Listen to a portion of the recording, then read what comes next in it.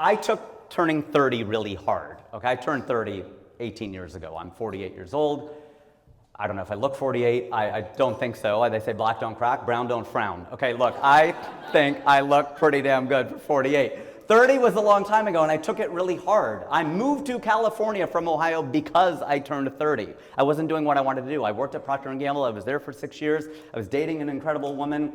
Things seemed great. I had the car, I had the house, but I did not feel fulfilled. I took 30 really hard. I did not take 40 nearly as hard because I'm doing what I want to do with my life. 20 wasn't hard either. I don't know if you remember 20. 10 wasn't very difficult either. These decades, 10 was easy. I remember 10 being fun. I remember the only thing I remember about turning 10 is I walked into the kitchen and I said to my mom, "Hi, Mom."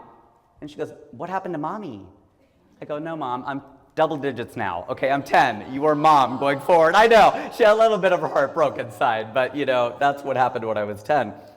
It's just that I think when I turned 30, I remember having this thought of going, I'm so disappointed in myself. What would 16-year-old Rajiv think of 30-year-old Rajiv? You ever play this game with yourself? You think back to what you wanted to be, an astronaut or a cowboy or whatever it is, and you look at yourself now like, I didn't think I'd be doing this when I'm 30 or whatever age it is.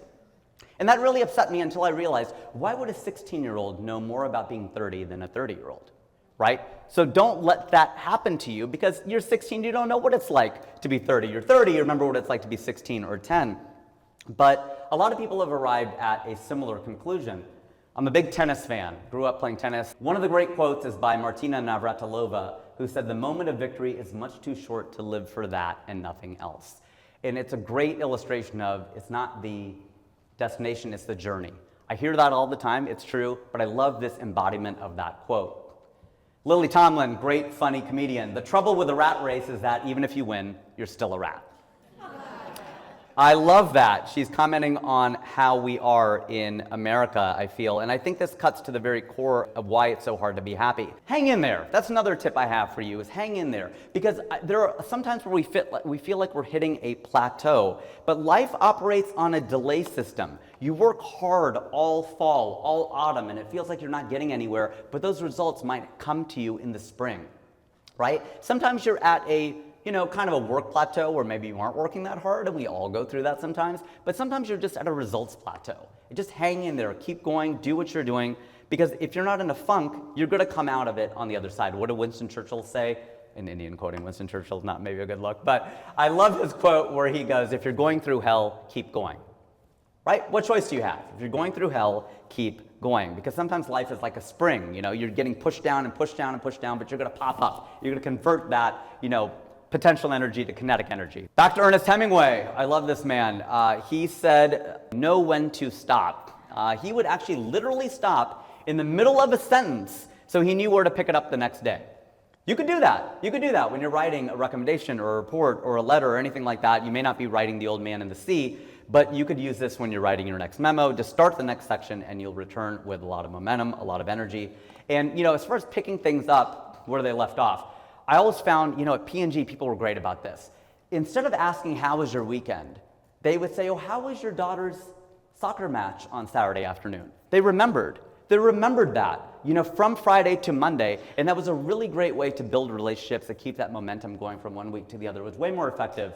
I was single, so they were like, "Oh, who was your designated driver on Saturday night?" That was more my question that was directed my way. I didn't have a daughter at that time, still don't, that I know of. But at any rate, I do have a son, though, a 3-year-old son. This is big, and I have to remember this one. This is hard for me, too.